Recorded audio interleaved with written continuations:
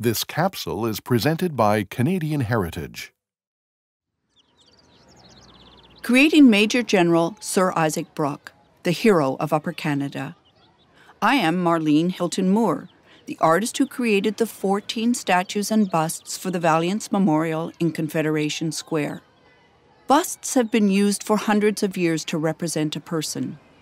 Because a bust presents only the partial body of a person, it must be as true to life as possible in terms of appearance, but must also render the person's spirit, strength, and character.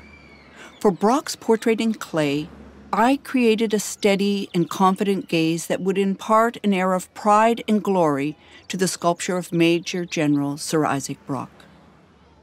Isaac Brock was born on the island of Guernsey in England. A disciplined and athletic student, he followed in the footsteps of his father and 3 of his brothers, joining the British Army at the age of 15. He was known as a physically imposing man. He had an uncommon magnetism and was extremely intelligent. In 1802, he was transferred to Canada, where ultimately his name would go down in history. He died during the Battle of Queenston Heights near Niagara Falls on October 13th, 1812. He was shot in the heart as he was leading the charge against the American troops. It was the first major battle in the War of 1812, which ended in a British victory. In creating a bust of someone such as Sir Isaac Brock, the details are extremely important: clothing, artifacts, placement, as well as portrait likeness.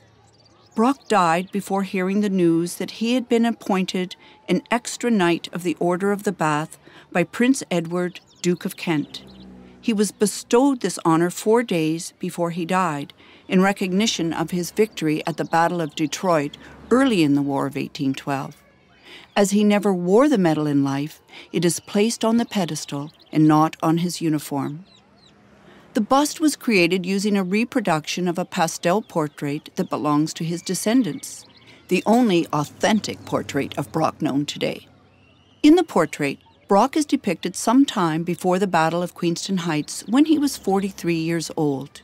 He is represented in profile, wearing his military uniform.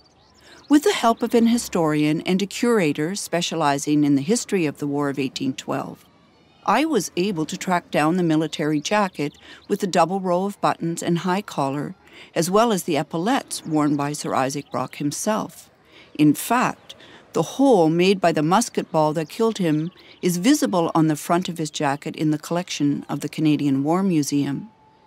His black felt bicorn hat was recreated by a milliner who meticulously copied the details of its endpoints and copper braiding.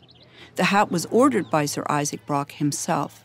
However, he never wore it because it arrived from England after his death. It was placed on his coffin during his funeral. Like Laura Secord and Charles de Salaberry, Isaac Brock was honored with a Canadian postage stamp commemorating the 200th anniversary of his birth.